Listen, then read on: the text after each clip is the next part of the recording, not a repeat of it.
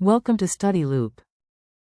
Okay, we need possible mechanisms for 4-methyl hexane-2-one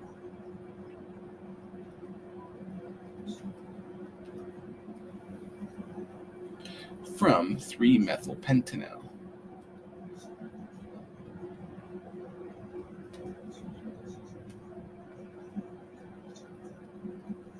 So let's look at 3-methyl pentanal. That's a 5-carbon chain, right? We know it to be an aldehyde enal, so we've got to have a carbonyl on carbon 1 with a hydrogen attached.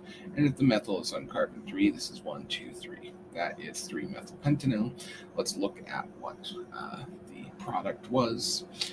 4-methyl hexane-2-one, right? So that's a 6-carbon chain. Carbonyl on carbon 2, that's our own. 4-methyl, this must be carbon 1, 2, 3, 4. We know where the methyl goes. And there we are, 4-methyl hexane-2-one, which means that the change has been an addition of a methyl group to what was previously carbon 1. So let's step through the mechanism of how that can happen.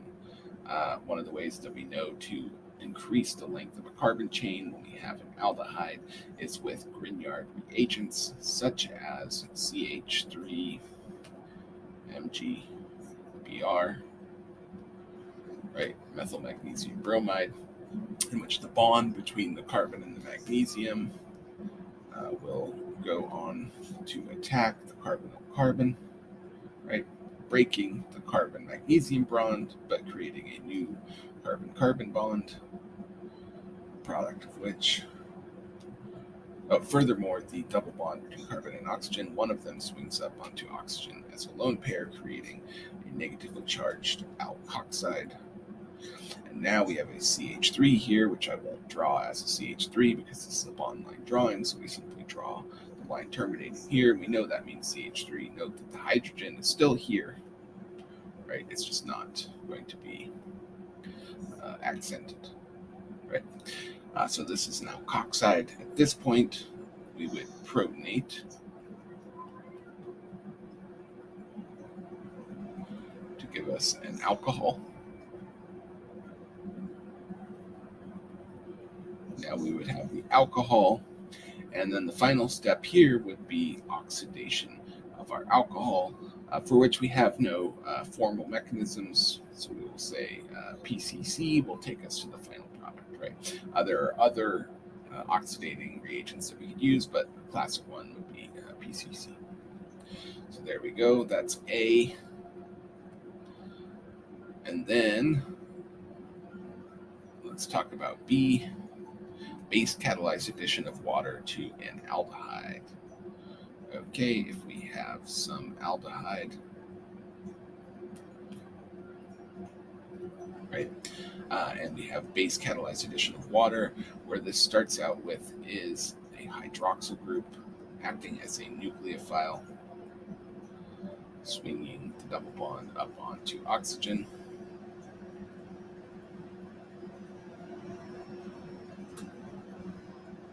Like so.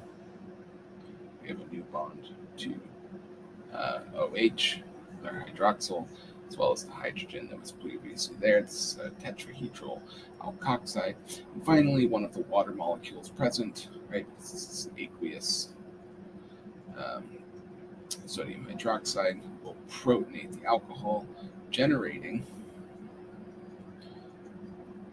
the alcohol product, diol, as it were.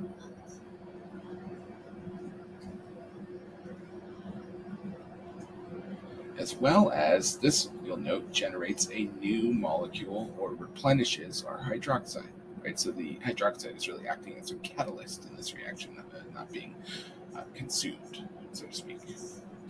Okay, and finally, we need to show why friedelCraft's acylation of aniline is likely to be a disaster, right? So aniline, if you'll recall, is simply benzene with an NH2 group,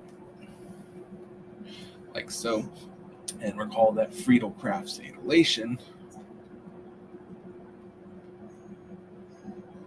right, involves the association of some carbocation with the iron chloride catalyst, and that what's going to happen is that the double bond will swing open to add the alkyl group.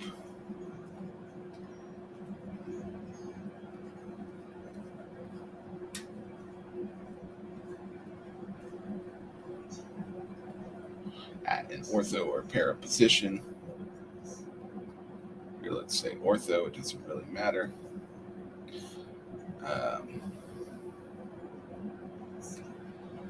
Generating a carbocation, and that a chlorine can act as a base to abstract the proton and regenerate our aromatic system. Now, why might we consider this a disaster? What do we know about aniline? Aniline is extremely electron rich, right? Amine groups are electron donating, especially on benzene. So are alkyl groups, right?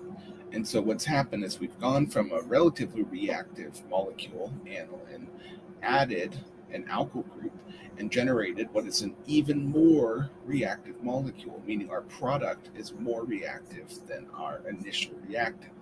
Which means that if our goal was to only add a single alkyl group, we're out of luck, because what's going to happen is that now this is more reactive than any of the aniline that was unreacted, and this will just continue to react over and over and over again until we reach the point that this has been almost completely alkylated at every position.